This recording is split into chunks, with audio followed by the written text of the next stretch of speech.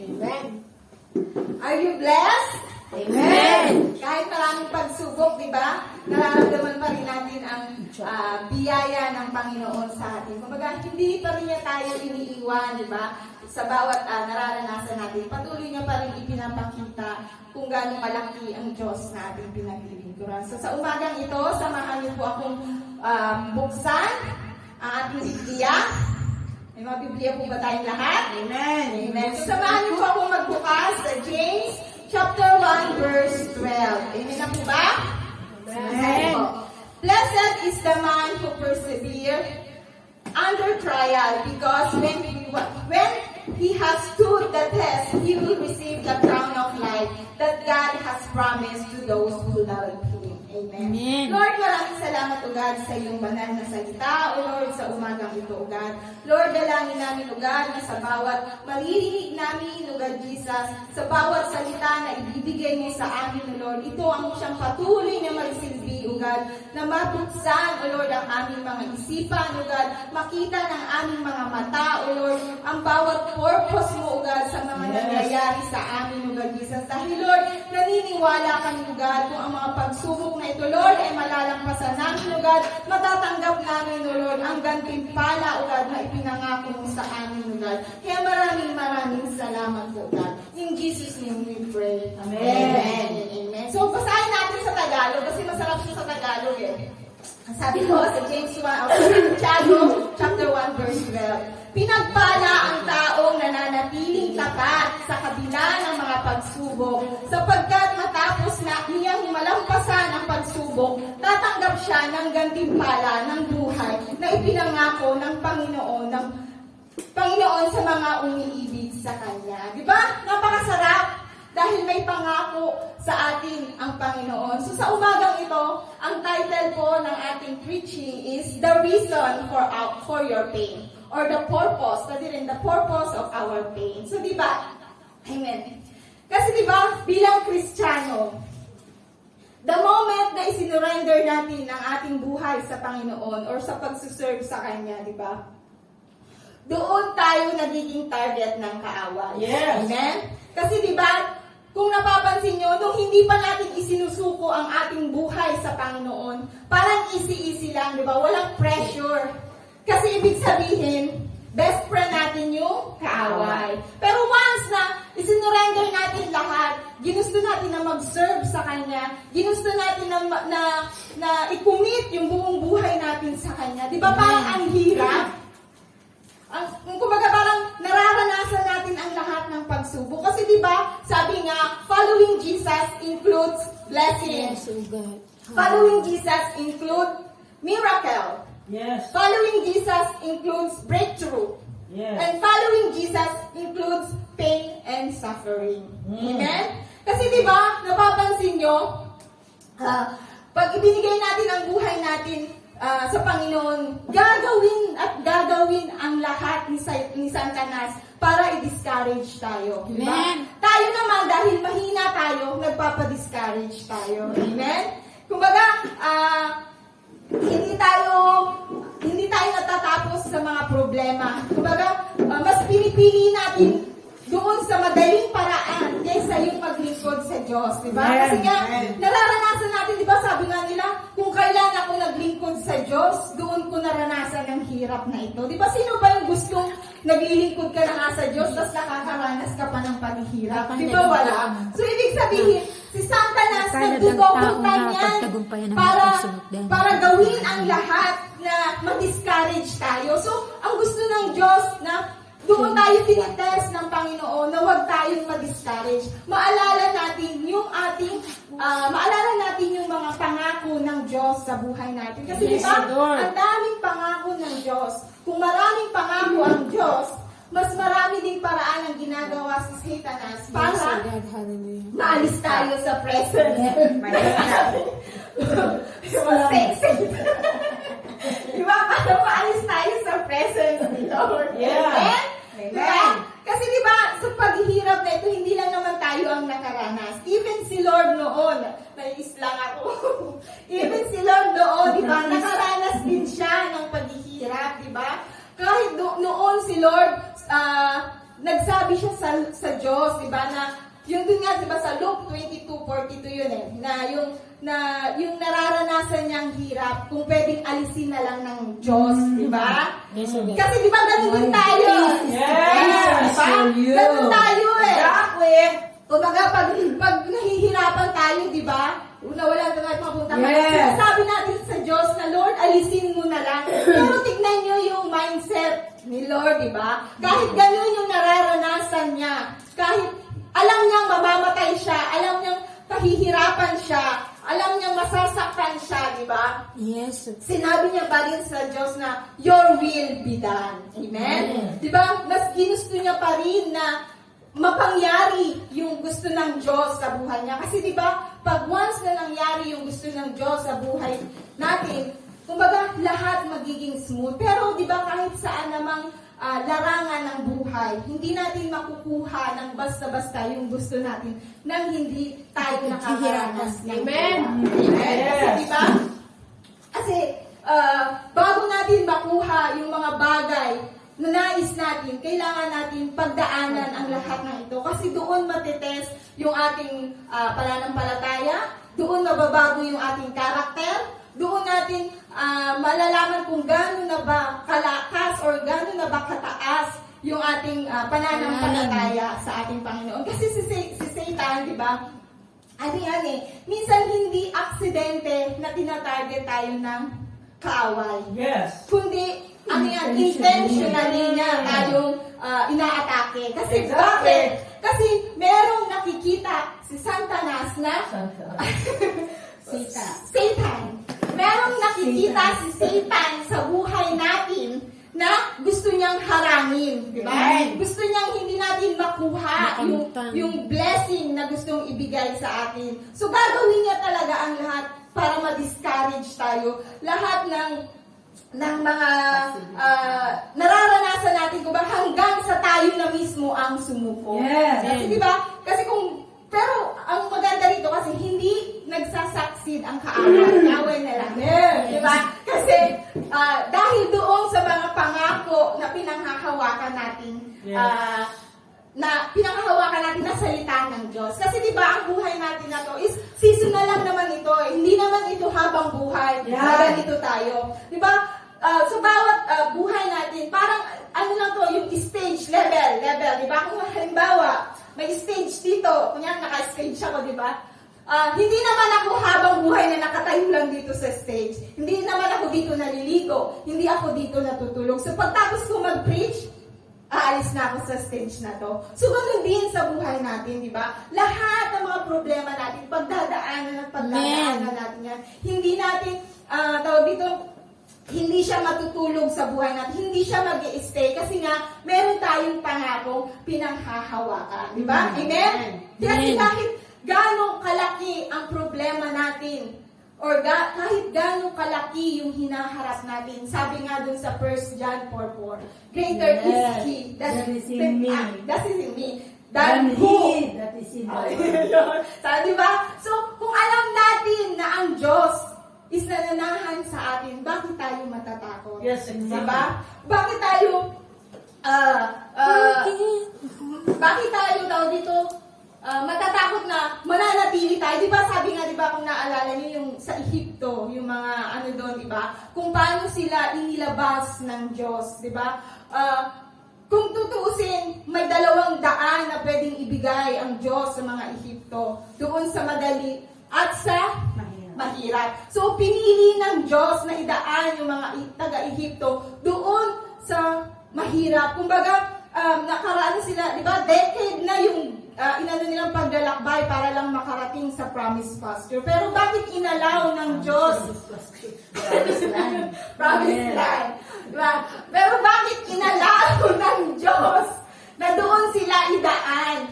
Kasi di ba, kung idadaan sila doon sa shortcut, hindi nila makakayanan. Kasi di ba, matagal na nakakulong ang mga tao sa Egypto, so hindi sila marunong lumaban. Di ba, kung idadaan sila sa shortcut, paano kung doon sa daan nilang shortcut is kailangan nilang lumaban, kailangan nilang gamitin yung kanilang mga lakas, di ba? So hindi sila makakalaban. So mabuti ang Diyos kasi kahit doon sa long road, doon sa long short, sa mahabang daanan, di ba? Doon nila mararanasan. So, doon nila makikita kung paano kumikilos ang Diyos sa buhay nila. Kasi di ba, kahit nahihirapan sila doon, nananatili pa rin yung goodness ng Diyos sa buhay nila. Hindi pa rin sila pinabayaan. Amen? Kasi di ba, so sa mga nangyayari na to sa buhay natin, masasabi ko na ayaw natin ng pain. Gusto nyo ba ng pain? No. Gusto nyo ba ng pain? No! Amen. Sasabihin ko sa inyo, hindi kayo nagsasabi ng totoo. Amen? Hindi kayo nagsasabi ng totoo. Why? Kasi diba, gusto natin ng pain. Pero may purpose. Amen? Kasi diba, kung yung pain na walang purpose, ayaw natin yun. Talagang mahihirapan tayo. Pero kung may purpose yung pain, gugustuhin natin. Yes. Amen? Halimbawa, natutulog kayo. Diba? Ang himbing-himbing ng tulog nyo, humihilik-hilik ka pa. Tapos biglang, with tululaway pa. Diba? Hindi kayo natutulog. Tapos, biglang may sumampal sa inyo. Diba? Diba, pag sinampal kayo, ang unang tanong nyo, bakit? Kasi ganun tayo eh. Every time na nasasaktan tayo, ang lagi nating tanong, why? Why me? Di ba? Di ba? Sabi ba nila, kamahal-mahal ba ako? Kapalit-palit ba ako? Di ba? Laging may why. Every time na nasasaktan tayo. Amen. So yung sagot doon sa pagsampal sa atin is depende kung paano natin i-react. Di ba? Pero pag sinabi nung sumampal sa'yo, it's a prank! Di ba? So, yung magiging sagot mo doon sa sinabi niya na yun is nakadepende doon sa ikikilos mo sa kanya. Baka nasa bunutan mo na rin siya. It's a prank pala. Di ba? Pero di ba sa mga nanay kung napapansin nyo, gusto nilang mag-anak ng mag-anak. Pero alam naman nila sa pagdating ng 9th month, masasaktan sila. Di ba? Pero dahil may purpose, nag-aanak sila ng mas marami. Di ba? Dose-dosena pa. Di ba? So dahil may purpose. So, di ba? Tayong mga nanay, di ba? Nung nagkaanak na tayo, di ba? Kayo Nung nagkaanak na ako di ba? Dinadala natin ang ating anak sa center. Di ba? Di ba, bago natin dalahin yung ating mga anak sa center, di ba, dapat paliliguan pa natin yan. Yeah. Lalagyan pa ng mga pulbo-pulbo. Tapos, bibihisan pa natin ng magaganda. Kasi para din pagdating sa center, sabihin, ang cute naman ang anak mo, di ba? May ganun part eh. So, ganun, kumbaga piniprepare mo, inaayusan mo. Pero alam mo naman na pag dumating siya doon sa center, isasaktan lang naman siya ng doktor. Di ba? Pero bakit? Di ba? Bakit natin ginagawa yun? Kasi alam natin na yung injection na yun na gagawin sa ating anak is my purpose. Amen. Diba? Amen. Pwede yung purpose na yun is magiging healthy. Maiiwas ang sakit sa ating mga anak. So, di ba? Ganun. So, hindi lahat ng purpose hindi lahat ng pain is ayaw natin.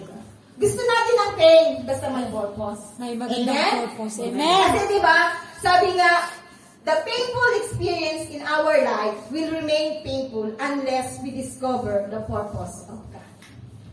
Amen.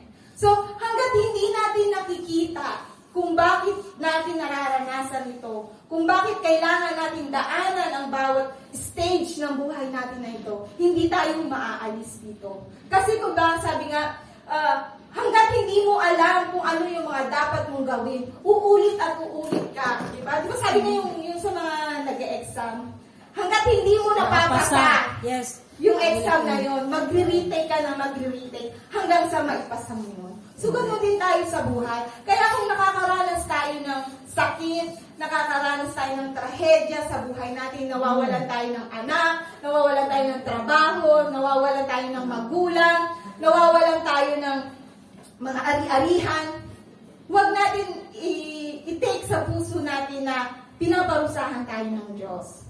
Kasi minsan, maaaring may mga malaking dahilan ang Diyos sa buhay natin. Bakit natin nararanasan yung mga ganung bagay. Kasi doon makikita kung paano tayo lalago sa buhay natin. Kasi di ba, bilang isang Kristiyano, sabi nga, kailangan ma-press, kumbaga kailangan mapiga tayo bago lumabas yung pinaka-the best sa atin. Di ba? Parang yung lemon. Yes. Pag mag-squeeze ka ng lemon sa tubig, di ba? Hindi naman pwedeng yung buong lemon ilubog mo lang tapos andun yung lasa. Di ba? Wala. So, kailangan mong pigain yun para lumabas yung katas. So, ganun din tayo sa buhay natin. So, yung mga nangyayari sa atin, pinipiga tayo ng pinipiga ng Diyos. Kung magpapatuloy pa ba tayo o hihinto na lang tayo dahil sa nararanasan nating sakit. Pero 'di ba, sabi nga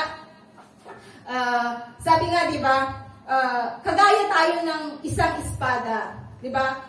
'Di ba pag gumagawa ang panday ng isang espada, ang ginagawa niya is dinadangdang niya sa apoy, tapos pupukpukin niya pa ng martilyo. Hindi na siya nakontento, 'di ba? Pinukpok niya pa ng martilyo. So, para mas maging maganda yung shape ng espada at mas maging matalim siya. So, ganun din tayo sa buhay natin, di ba? Maraming ipinapakita sa atin ng Diyos. Maraming bagay na nasasaktan tayo. Minsan, marami din bagay na nasasaktan tayo pero hindi natin alam kung bakit. So, inaano tayo ng Diyos na maging maganda, ang tawag dito, maging maganda yung hubog natin sa pananampalataya sa Diyos.